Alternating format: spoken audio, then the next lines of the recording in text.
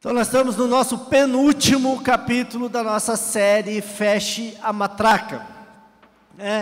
E eu queria estar lendo um texto com vocês que está em Apocalipse, capítulo 10, versículo 12. O tema de hoje é Deus diz que Ele fez. Deus diz que Ele fez, superando as mentiras da condenação com a verdade. Então vamos para o texto, Apocalipse capítulo 10, versículo 12, diz assim: Então ouvi uma grande voz do céu que dizia: Agora veio a salvação, o poder e o reino do nosso Deus, e a autoridade do seu Cristo, pois foi lançado fora o acusador dos nossos irmãos. Repita comigo: acusador dos nossos irmãos, que os acusa diante do nosso Deus dia e noite. Então, nós estamos aqui no nosso terceiro sábado. E a gente no primeiro sábado a gente aprendeu, Deus diz que eu sou, superando as mentiras do inimigo em sua insegurança. Semana passada a gente aprendeu que Deus diz que Ele irá, superando as mentiras do inimigo em seus medos. E hoje o nosso tema é, Deus diz que Ele fez, superando as mentiras da condenação com a verdade. Bom, se você tivesse que descrever qual que é a principal atividade de Satanás no mundo, com qual palavra você descreveria? Quem pode falar aí?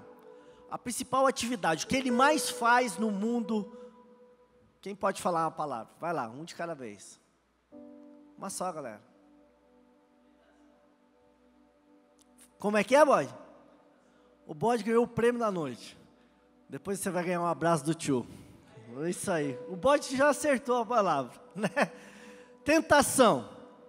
E certamente Satanás faz muito disso, né? Porque 2 semanas atrás a gente pôde ver um pouco mais fundo, como que a serpente tentou Adão e Eva no jardim, e ela obteve sucesso com isso. Mas também a gente aprendeu como ela tentou o Filho de Deus no deserto, e aí dessa vez ela não obteve sucesso. Mas a gente pode ver que a tentação não é a principal atividade de Satanás, ou a sua arma mais mortal contra o cristão. Porque a Bíblia diz que se a gente se submeter a Deus, resistir ao diabo, resistir à tentação, ele vai fugir de nós. Então, essa é uma arma que ele usa, muito poderosa, mas a gente consegue vencê-lo, mas não é a mais mortal. No livro de Apocalipse, no texto que a gente acabou de ler, a gente vê João revelando, ele está revelando uma batalha épica que vai acontecer entre o bem e o mal. Ele fala lá do dragão, das 7 cabeças, tal, que ele teve uma visão. Ele está revelando algo sensacional que vai acontecer, que Deus revelou para ele. Mas no capítulo 10, ali no versículo 12, a gente vê que ele chama Satanás por um nome que não é encontrado em nenhum lugar da Bíblia. Ele chama Satanás de o acusador, pois foi lançado fora o acusador dos nossos irmãos, que os acusa diante dos nossos Deus dia e noite. E no texto a gente vê claramente essa revelação que João teve, uma revelação devastadora do jogo que o inimigo faz e que ele desafia os corações dos filhos de Deus dia e noite. A função de Satanás não é a tentação, mas é a acusação. Ele é muito bom em tentar, mas ele é melhor ainda em acusar. Mas tentação e acusação, elas trabalham juntas. E esse ataque duplo consegue paralisar até o mais forte dos santos. Aquele crente que você fala, não, esse cara aí não abala. Mas se a tentação vier junto com a acusação, ele abala o mais poderoso crente. Então, durante a nossa série, a gente tem visto quando Satanás sabota a nossa vida com Deus. A gente sabe que o inimigo não passa de um mentiroso, pois quando ele está falando, ele sempre está mentindo, pois ele é o pai da mentira, não é mesmo?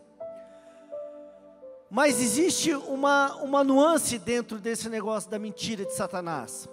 As mentiras do inimigo, normalmente, elas são alimentadas por uma verdade.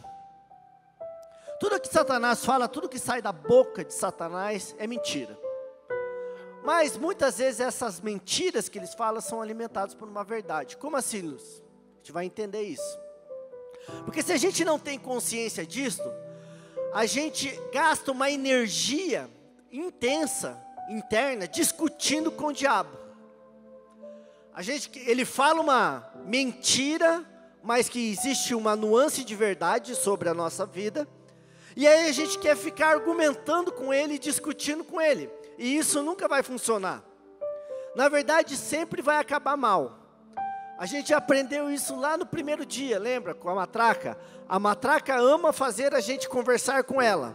Uma vez que a conversa se inicia, teremos dificuldade de sair dela. Satanás sempre vai querer iniciar uma conversa com a gente. E se a gente der conversa para ele, a gente sempre vai perder. Por mais que a gente tenha muitos argumentos, que a gente seja muito bom em argumentar, ele é bem melhor que nós. E a gente sempre vai perder. Então a gente sempre vai acabar se dando mal com essa conversa com Satanás. Mas é natural todas as vezes que a gente começa a sentir uma culpa, de uma forma tóxica, a respeito de algo que a gente fez, e aqui eu estou falando diretamente do pecado. Muitas vezes a gente come algum pecado, comete um pecado, e aí a gente começa a sentir uma culpa, e as acusações de Satanás, e eles ficam nos acusando de noite.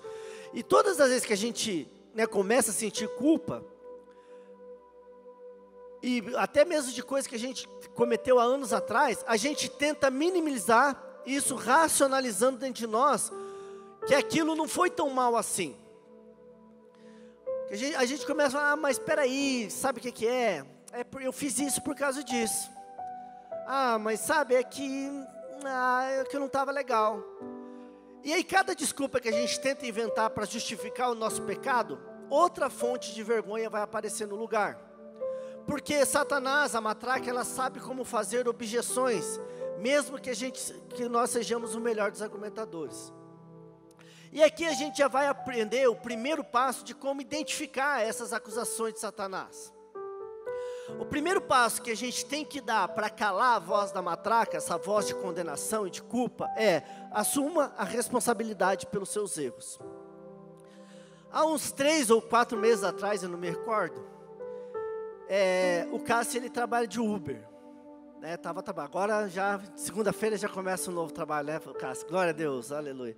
O Cássio vai voltar a trabalhar. Mas o Cássio estava fazendo Uber nesse período que o trabalho dele estava parado. E eu estou lá no escritório trabalhando de tarde, e o Cássio me liga e fala, pai, prenderam o carro aqui. Estou preso aqui numa blitz. Vem aqui me socorrer. E eu saio do escritório para socorrer o Cássio. E no caminho eu já vou orando, falando para mim mesmo. Vai lá, pega o Cássio, põe no carro e vai embora. Eu já fui orando, Deus, não deixa eu falar nada. Pega o Cássio, coloca no carro, né? Porque o carro que o Cássio estava trabalhando era alugado, assim, enfim. Eu chego lá, o que eu faço? Tudo errado, tudo ao contrário. Eu saí do escritório com o meu carro, fui lá buscar o Cássio e adivinhe, nós voltamos para casa sem nenhum carro. Até o meu ficou preso lá. Por quê? Porque eu cheguei lá e quis argumentar com o policial. E acabei me exaltando. Me exaltei na frente do Cássio, xinguei o policial, entrei no meu carro, saí patinando pneu, passei por cima do meu fio, a polícia foi atrás de mim, me prendeu meu carro, porque daí, o meu carro estava tudo certo, mas eu tinha cometido passar em cima do meu fio já é infração de apreensão de carro, enfim. No final das contas, eu fui para buscar um carro, voltamos a casa a pé, eu e o Cássio. Pois é. E eu lembro de eu sair do escritório e falando para mim mesmo, controla o seu temperamento, chega lá, pega o seu filho, põe no carro e vai para casa. Mas, quando eu cheguei lá, em questão de segundos, eu consegui ceder completamente à tentação de surtar.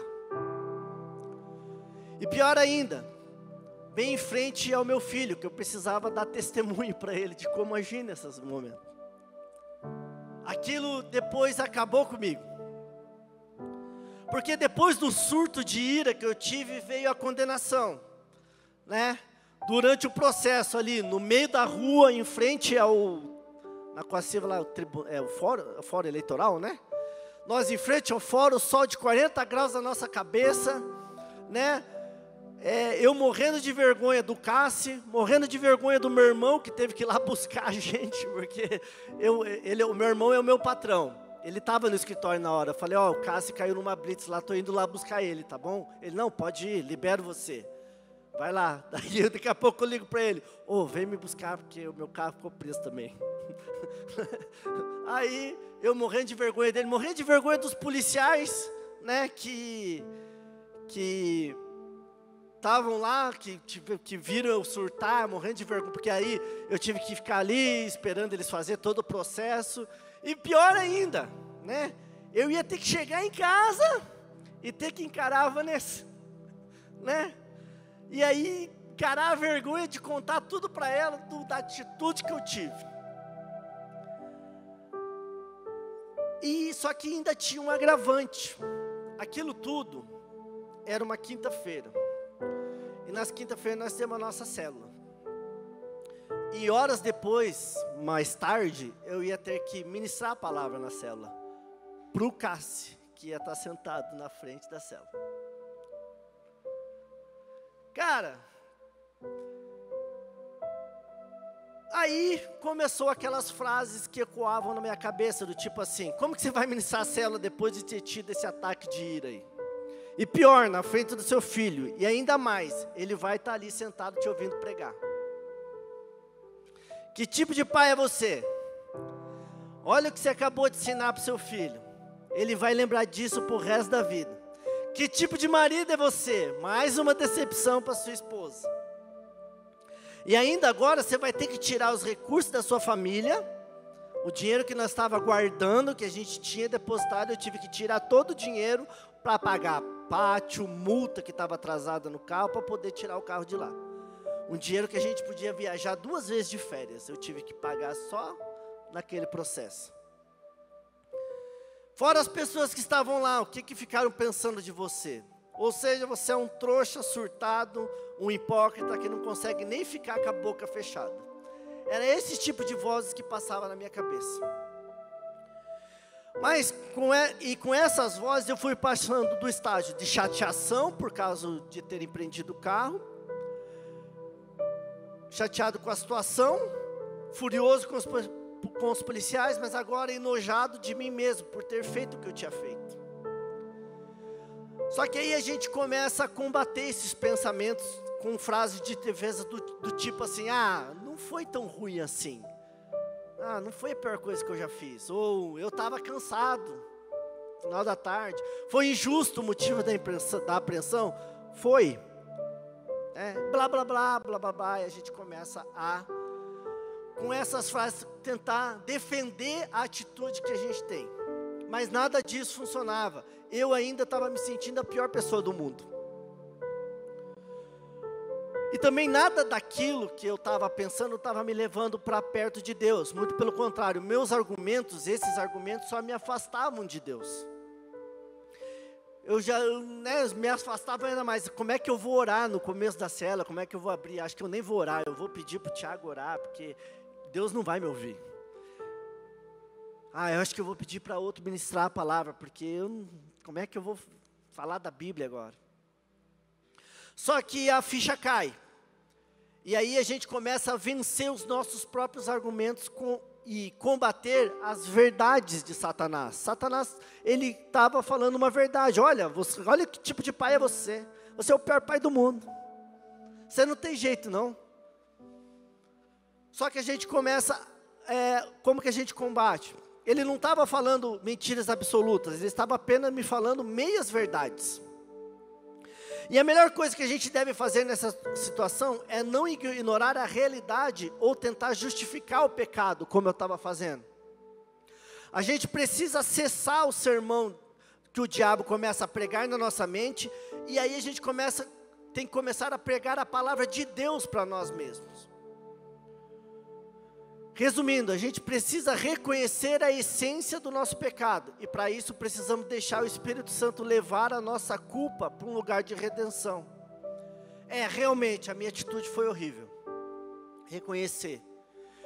eu precisava me desculpar pelo mau testemunho que eu dei. Então eu tive que chamar meu filho no quarto e falar: ô filho, o pai errou. O que o pai fez lá foi errado, eu não devia ter feito.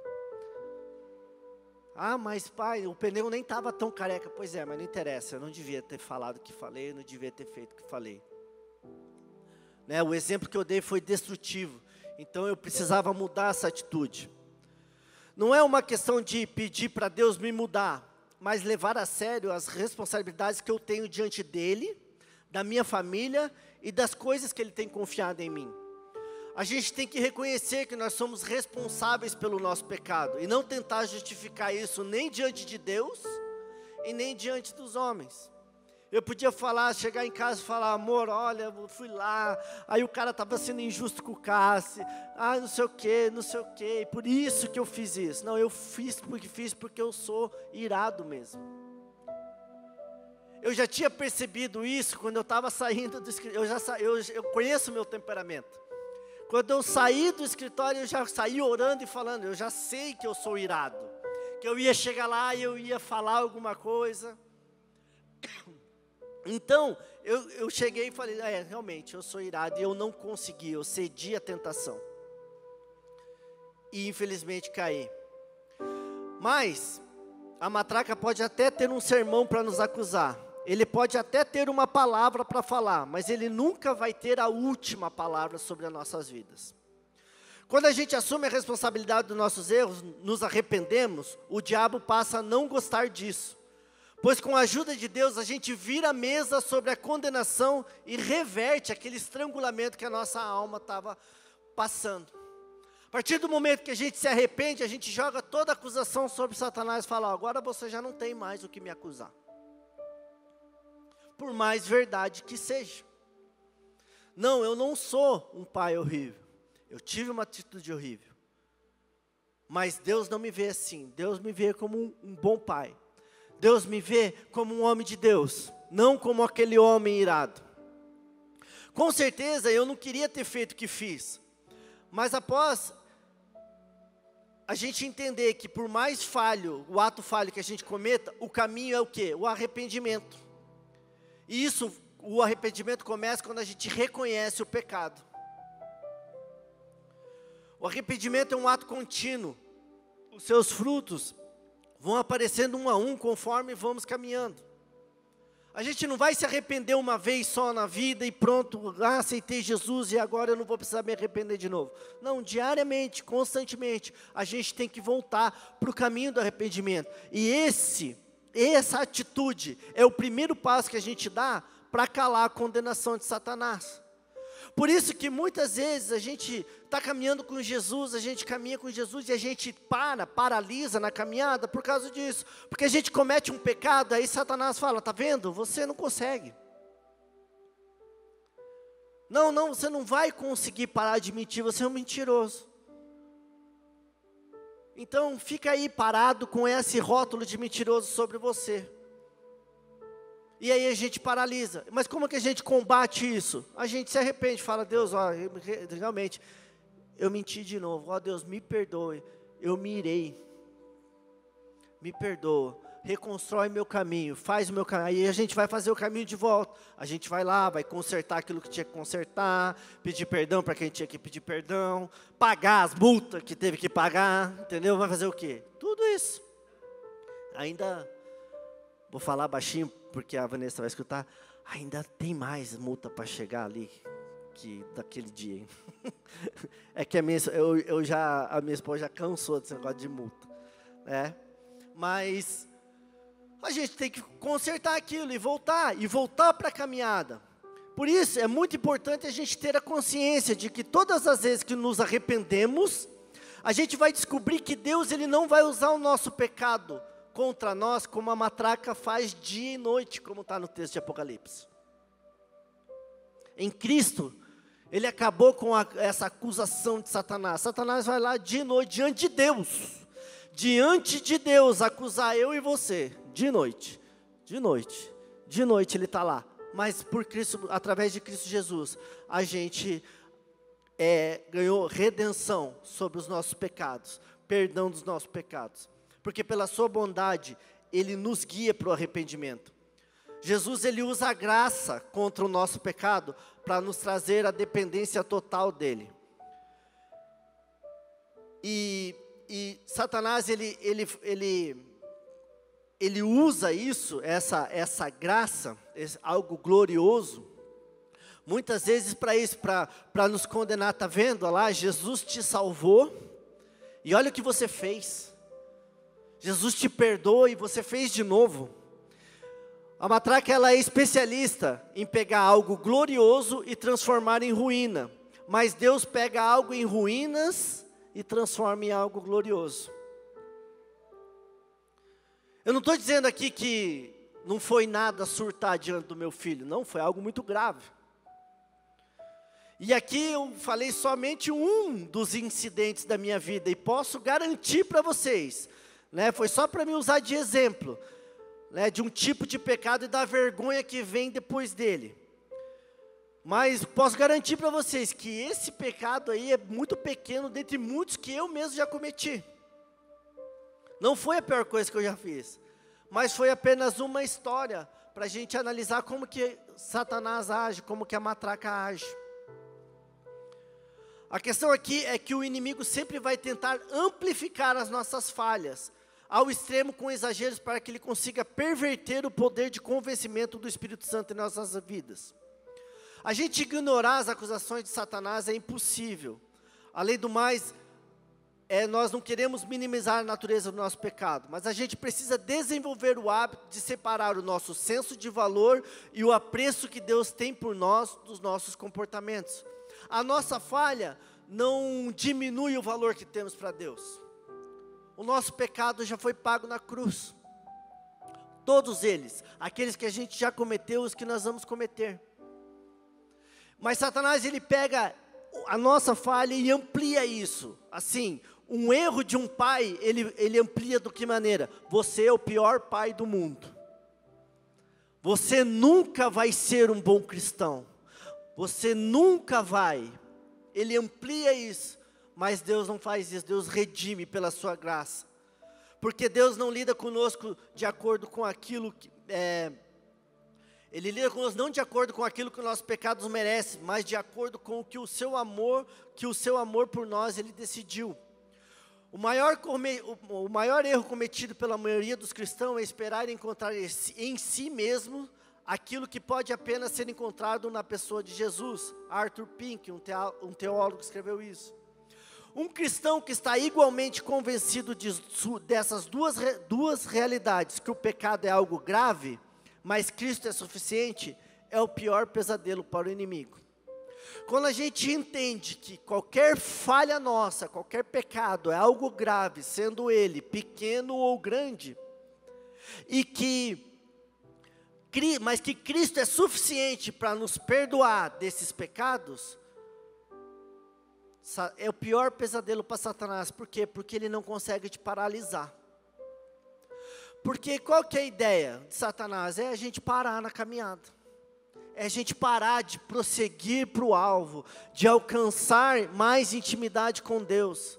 Esse é o alvo de Satanás. É aquilo, poxa, você está ali orando, lendo a Bíblia, né, falando com Deus, vindo na igreja, vai na célula, tal, pô, daí você peca. Aí aquele pecado teu Satanás, está vendo? Você não vai conseguir.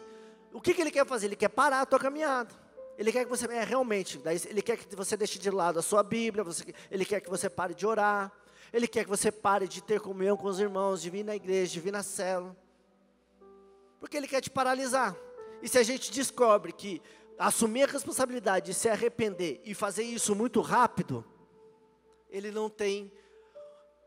Acho que a gente foi para casa, eram umas 4h30, filho? Era mais ou menos, né? 5 horas, né? Eu lembro que às 7 horas, quando eu cheguei em casa, eu já estava lá no quarto do caso falando, filho, pai errou, foi mal.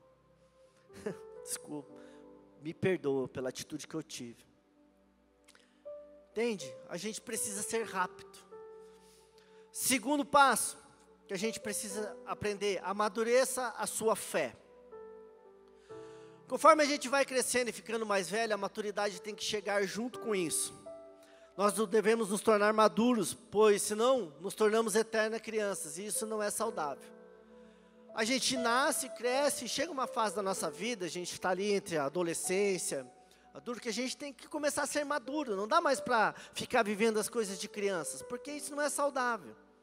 Né? Não é saudável um homem de 30 anos assistir Goku. Não é saudável. Não, né? Não é saudável para a mente. Alguns tipos de séries. Né? Vou assistir desenho animado a vida inteira. Vou usar camiseta de super-herói e ter, né? Não. Chega um momento que a gente tem que ser homens maduros. A minha esposa fala, né? Às vezes eu me visto parecendo. Na verdade, assim, é uma estratégia, assim. Ultimamente eu tenho comprado mais roupa mais de adolescentes, porque, né? Para a gente se identificar um com os outros, né? Mas eu tenho lá a minha calça, tenho o meu sapato e tal, para que tenha os momentos. Então tem certos momentos de homens que a gente tem que vir. E vocês não estão nessa fase ainda, mas chega um momento que um adulto tem que se vestir como adulto. Que ele tem que se portar como adulto. Né? Eu amanhecia jogando videogame na minha adolescência, no começo do meu casamento, isso trouxe alguns problemas e tal. E, cara, ele não pode lançar um PlayStation novo, que é a primeira coisa que eu fico me coçando. E foi assim agora com o Play 5. Lançou, eu fiquei me coçando, vou comprar. Eu lembro que no lançamento, a gente foi até, eu e a Vanessa, né? Ele estava na cama, pegamos um cartão. Na hora de clicar, concluir compra, eu parei e falei, vou deixar para amanhã. Quando foi no outro dia que eu fui comprar, não tinha mais em estoque. Daí eu entendi aquilo como um sinal de Deus. E foi até que uns 2 meses atrás, eu convenci o Cássio, vamos lá, vamos comprar um Play 5, eu racho, você paga metade, eu pago metade e tal. E comprou, chegou. Pergunta para mim quantas vezes eu joguei. Nenhuma. Acho que uma vez, né, filho? Acho que na tarde que chegou lá, eu joguei. Porque, e assim, Lu, mas você não tem... Tenho vontade, mas não dá mais tempo. Eu tenho coisas mais importantes para fazer. Tanto que aí um dia eu me indignei lá e peguei a TV do meu quarto, coloquei no quarto do Cássio, o videogame lá e falei, filho, tá aqui. E aí, por incrível que pareça, sabe o que o Cássio faz no Play 5? Ele assiste MasterChef. Ele nem joga. Eu falei, eu vou vender esse negócio. Se ele não joga mais, vou vender esse negócio. Né? Mas a gente precisa virar adulto. E na caminhada com Deus, não é diferente. A gente precisa crescer. Porque crescer significa que muito do que pensamos pode não ser real. A gente aprende a testar a autenticidade das coisas, descobrir o que é verdadeiro ou não, pois a vida adulta requer isso. Da mesma maneira, a maturidade em Cristo é, em boa parte, sobre se tornar familiarizado o suficiente com o que é verdadeiro, para identificar o que é falso. Eu lembro, eu não sei se o José está aí, ainda não. José, você pegou a época do boné de 12 costura, pegou, né? Eu morava em Paranaguá, era adolescente, daí começou a lançar os bonés. Uma época era boné, só que tinha os originais. E os originais tinha que ter 12 costuras na aba, pininho de ferro, 4 etiquetas. Atrás tinha que, o fecho tinha que ser, era assim.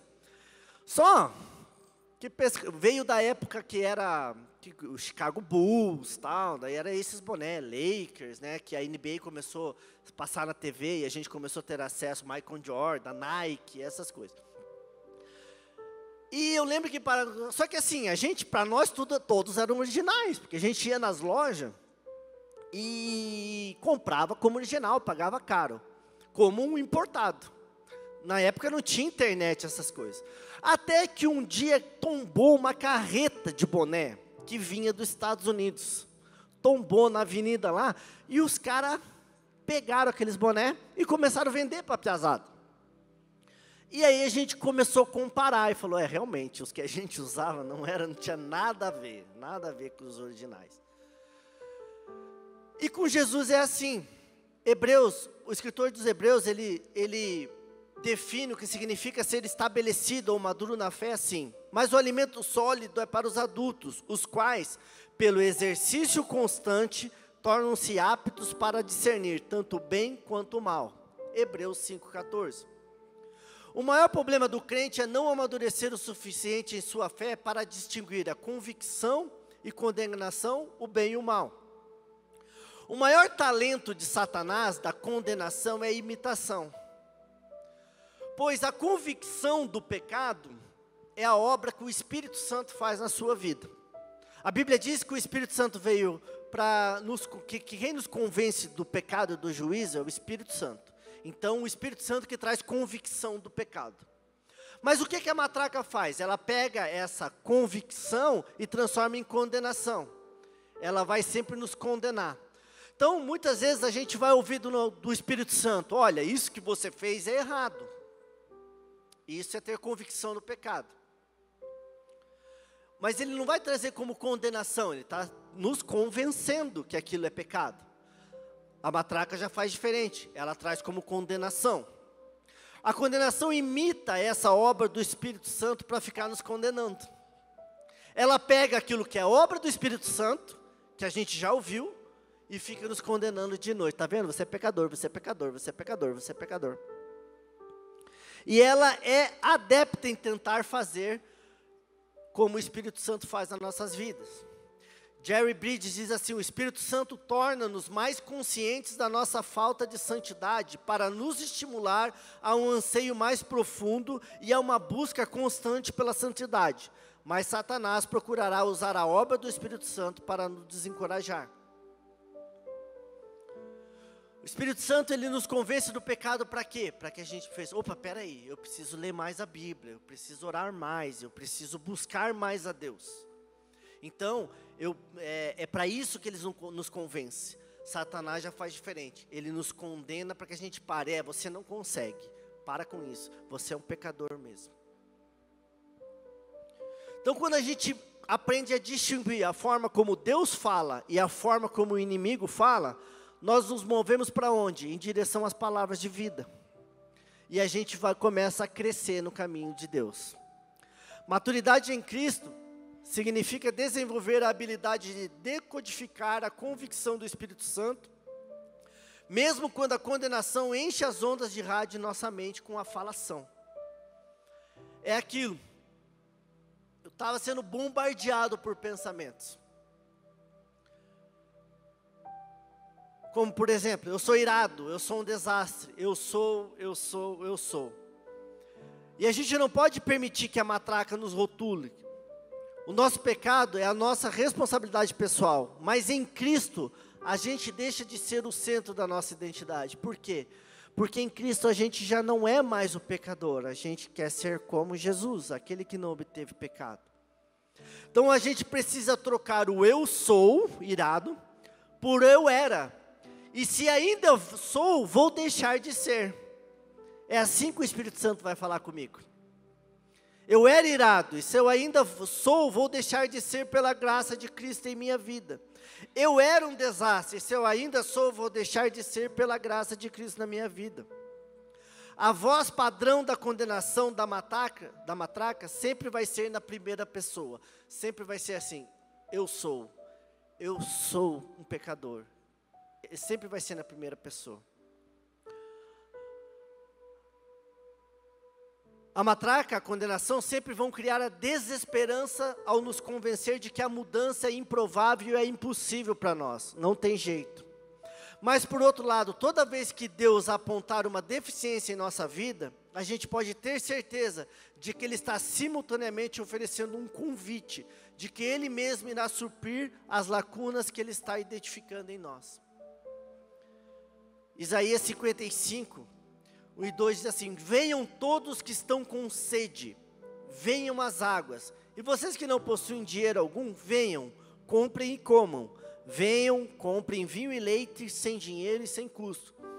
Por que gastar dinheiro naquilo que não é pão, e o seu trabalho árduo daquilo que não satisfaz? Escutem-me e comam o que é bom, e a alma de vocês deliciará com a mais fina refeição. Essa é a forma favorita de Deus começar uma conversa com seus filhos. Venham. Por isso que a gente precisa sempre entender que o convite de Deus para nos levar para perto dele nunca será para nos condenar ou para nos deixar no estado que estamos eternamente. Jesus sempre vai falar, vai nos convencer, olha, né? Mas venha a mim, aquele que tem sede. Venha a mim, os desanimados, venham. Você pecou? Vem. Vem porque eu tenho a saída para você. É assim que o Espírito Santo vai falar. Então, todas as vezes que o inimigo começar a bombardear a sua mente com condenação, faça-o pagar. Aproveite a oportunidade para lembrá-lo. Deus diz que Ele me salvou e Ele está me salvando. Deus diz que Ele me perdoou e a sua graça está me purificando. Deus diz que Ele me chamou e a sua misericórdia está me sustentando. Deus diz que Ele me resgatou do poço e a sua bondade está me coroando com amor e compaixão. Faça o diabo pagar ao lembrá-lo do que Cristo já fez para redimir seu passado. Não permita que Satanás fique te condenando, fique te acusando. Faça-o lembrar, beleza, eu pequei, mas Jesus já me salvou e continua me salvando todos os dias. Terceiro passo e último, seja íntimo da verdade. João 14, versículo 26. Mas o conselheiro, o Espírito Santo, que o Pai enviará em meu nome, ensinará a vocês todas as coisas e fará vocês lembrarem tudo o que eu disse. João 14, 26. Seja íntimo da verdade. Lembra eu falei a historinha do boné? Depois de ver o original, o verdadeiro, cara, nenhum outro mais, não fazia mais efeito. Eu não sei se vocês, né, eu tenho essa mania ruim, né, de, não, eu tenho que comprar o bom, se não for o bom eu não quero.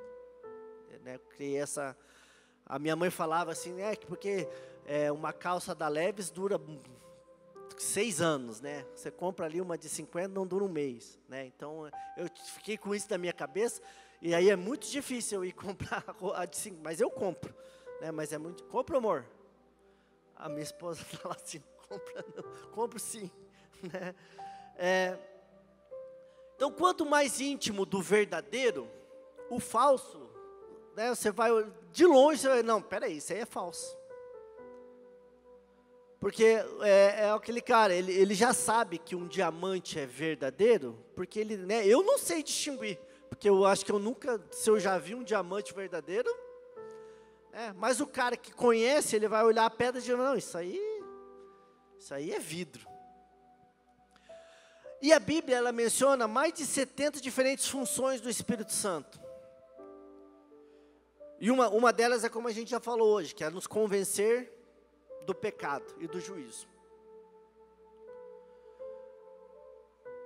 A gente falou sobre ter essa convicção do pecado que cometemos e de sermos condenados pelo pecado que cometemos. Dessa diferença, né? De ter convicção de, beleza, eu pequei, mas eu não estou condenado por causa desse pecado, porque Cristo já pagou ele por mim. A gente já falou como reconhecer a voz da condenação. Em outras palavras, nesses 2 primeiras, 2,5 capítulos, a gente tem falado muito da voz da matraca, sobre como identificar a voz da matraca, como reconhecer essa voz. Então o nosso foco foi o quê? Treinar os nossos ouvidos, para ouvir essa falação negativa de Satanás, da matraca. Mas como que é a melhor forma de aprender a identificar uma cópia falsa? É de se tornar intimamente familiar com a versão original da coisa. E com que coisa? A voz do Espírito Santo. Quanto mais íntimo nós formos da voz do Espírito Santo, muito mais fácil vai ser identificar a voz de Satanás. Porque você sabe qual é a verdadeira. Você fala com ela todo dia. Você está tão íntimo dela que a voz de Satanás vai falar e você vai falar assim, ô Satanás, sério? De novo? Ah, não, né? Eu não vou xingar o polícia, sai. É isso. Então essa é uma das 70 funções que o Espírito Santo tem sobre a vida de todo crente. E essa função é essencial para a gente acessar a plenitude do poder do Espírito. Porque a gente precisa considerar o Espírito Santo como nosso conselheiro, aquele que vai ser o nosso lembrete divino, sabe? E a gente precisa seriamente desse lembrete diário para nos ajudar a lembrar, a obedecer a revelação da verdade nas nossas vidas. O texto que nós lemos diz assim: mas o conselheiro, o Espírito Santo, que o Pai enviará em meu nome, ensinará a vocês todas as coisas e fará vocês lembrarem tudo o que eu disse.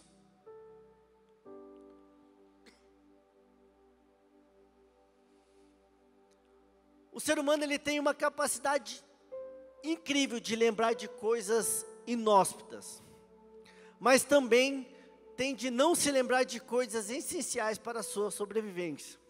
Quem pode repetir o versículo que eu acabei de ler? Qual foi o versículo? Quem lembra?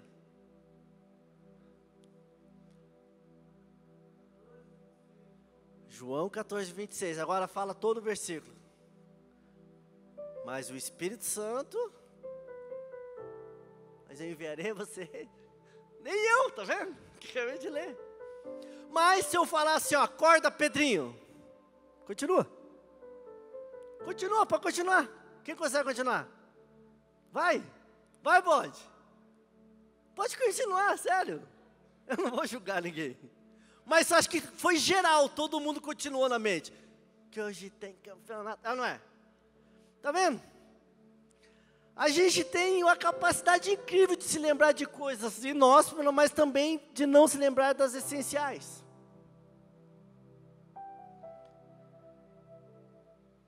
Se a gente for levar ao pé da letra isso que acabou de acontecer aqui, a gente pode dizer que a gente dá mais atenção para o jovem Dionísio do que para o Espírito Santo. Que ele tem muito mais voz na nossa mente do que o Espírito Santo.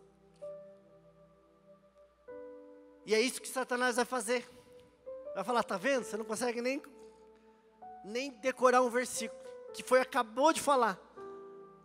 Mas o jovem Dionísio, você tá aqui, ó. E por que isso? Porque é normal. Sabe? Porque o conselheiro e a matraca, eles têm o mesmo objetivo, do que de nos fazer lembrar. Mas a gente só lembra aquilo que a gente já teve contato. Você nunca vai lembrar um versículo que você nunca leu.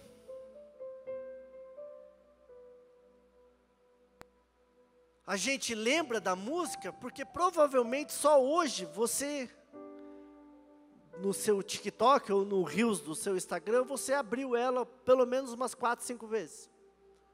Eu escuto ela todos os dias, às 6 horas da manhã, é o meu devocional diário. Não, é que eu chego no CrossFit, qual que é a primeira música que toca? Todo dia, fora os outros funk que eu não vou citar aqui, porque é difícil de lidar. Mas, muitas vezes não é. O que eu estou querendo dizer? Que a nossa memória,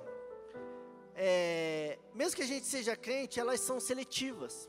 E muitas vezes não é a gente que faz essa seleção do que eu vou pensar ou do que eu vou lembrar ou não.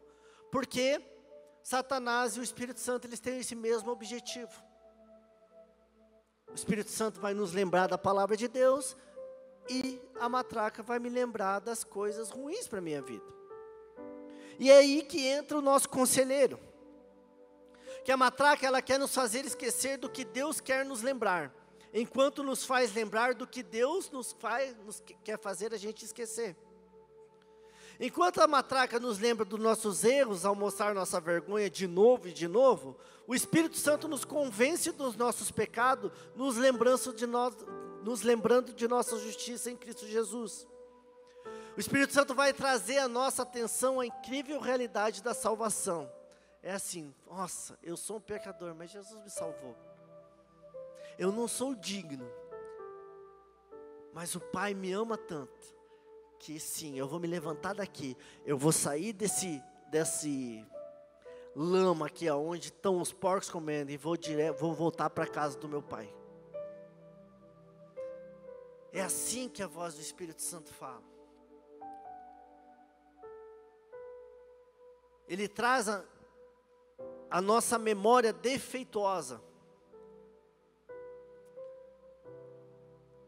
as palavras de vida eterna.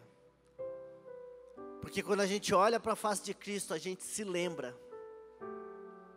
Jesus coloca essa luz que estava lá ativa na criação em nossos corações, quando Ele nos entregou o Espírito Santo, para que gentilmente Ele nos lembre aquilo que a gente já sabe. Deus me ama. Deus me ama. A gente caminha em discipulado. E por muitas vezes, muitos gabinetes ou discipulados que ele faz com o nosso discipulador, ele vai falar aquilo que a gente já sabe que tem que fazer. Olha, vai lá, pede perdão para sua esposa, ó, vai lá, pede perdão para o seu filho. Tem muito segredo. É um negócio que você já vai lá se aconselhar, e que daí você vai dizer, meu Deus, mas isso aí eu já sabia, se fosse para me falar isso, eu tinha feito. E esse muitas vezes é o papel do Espírito Santo. Ele vai lembrar, olha, volta lá, faz o caminho de volta. Pede perdão, reconhece, pecou, reconhece, e se submete a Jesus novamente. Volta a caminhar. O conselheiro reafirma o amor do Pai por nós, durante os nossos momentos de fracasso, ao nos mostrar a face de Cristo.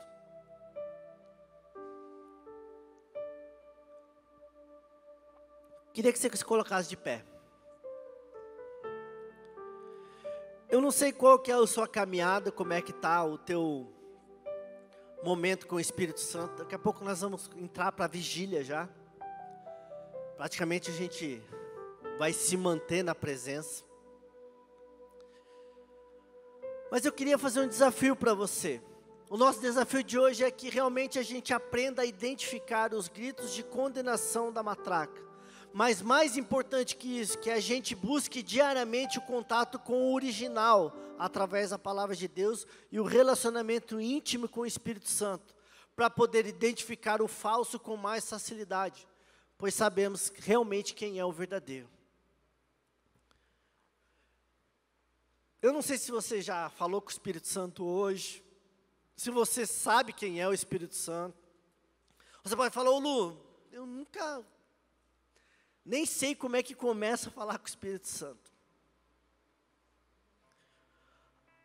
Jesus, Ele foi tão gracioso conosco, que Ele não nos deixou órfãos. A Bíblia diz que a partir do momento que a gente confessa Jesus como nosso Senhor e Salvador da nossa vida, automaticamente, como num passe de mágica, o Espírito Santo vem habitar dentro de nós, e nós somos morada. Então se você já confessou Jesus, Ele está aí dentro de você. Ele continua aí, Ele não foi embora. A Bíblia diz que Deus, Ele não volta atrás na palavra dEle. Então uma vez que foi dado o Espírito Santo para você, Ele está ali, Ele está habitando dentro de você. E a melhor maneira que a gente tem, como a gente aprendeu, de calar a voz de Satanás, é estar mais próximo e mais íntimo dessa voz do Espírito Santo. Satanás, ele vai querer te condenar todo dia, falar, não, você não merece, você é pecador, hoje mesmo você errou, e ele deve estar falando agora aí na sua cabeça, ele deve estar até tirando a tua atenção daquilo que está sendo falado, mas o Espírito Santo está falando para você, não, mas espera aí, vem cá, faz o caminho de volta, reconhece, se arrepende, que eu estou aqui, e eu mesmo me comprometo em te ajudar, a vencer tudo isso que te paralisou na sua caminhada. Então eu queria te fazer um desafio, se você quer ter, hoje a gente vai ter a nossa vigília, a gente vai continuar, mas se você quer ter mais, venha para frente, venha aqui, a gente vai orar. Venha, não saia do seu lugar, venha aqui para frente. Não fique esperando Dê um passo de encontro com o Espírito Santo. Fale, eu quero ser mais íntimo do Espírito Santo. Eu quero aprender a avaliar. Acho que o cara que sabe qual é o diamante verdadeiro, ele deve pegar uma lupa, sei lá, e olhar de perto e ver, até que o olho dele fica tão treinado que de longe ele começa a perceber, não, peraí, ele já não precisa nem mais chegar tão perto para ver. E com o Espírito Santo é assim, a gente tem que dar um passo, tem que ir lá a fundo, buscar a fundo o nosso coração. Falar, Espírito Santo, eu estou aqui, vem, eu quero ser mais próximo de Ti, eu quero ser mais íntimo de Ti.